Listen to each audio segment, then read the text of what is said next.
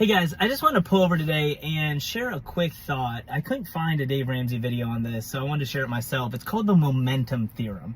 The momentum theorem is that focused intensity over time multiplied by God equals unstoppable momentum.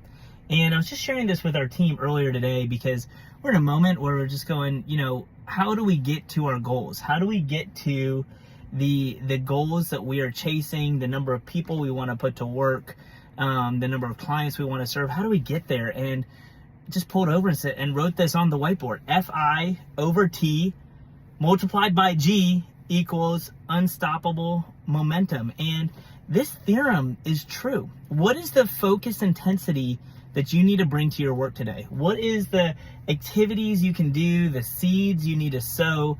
What do you need to put into today that you need to do not just one time, but over time, right? So nobody I've ever met has gone to the gym one time and walked out with a six-pack of abs. Nobody has ever made sales calls one day and landed a whole bunch of new deals. Nobody has ever made one day worth of interviews and that's all it took to be a recruiter. No, it takes focused intensity over time.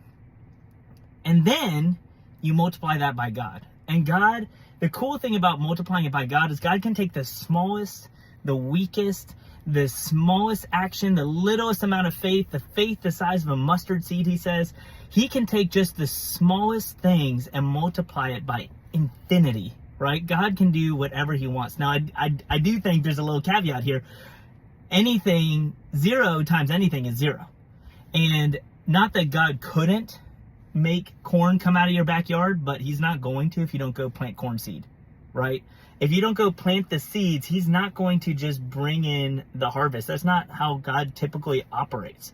What God likes to see is that we plant seeds, we sow, and we reap. I love Mark 3. It says that the man plants and then he sleeps and he knows not how it grows and then he reaps, right? The growth is something that we don't know, but God brings the growth. Our responsibility is we sow and we reap. We go plant seeds and we reap from those seeds. And we got to do the work. We got to sow and we got to reap.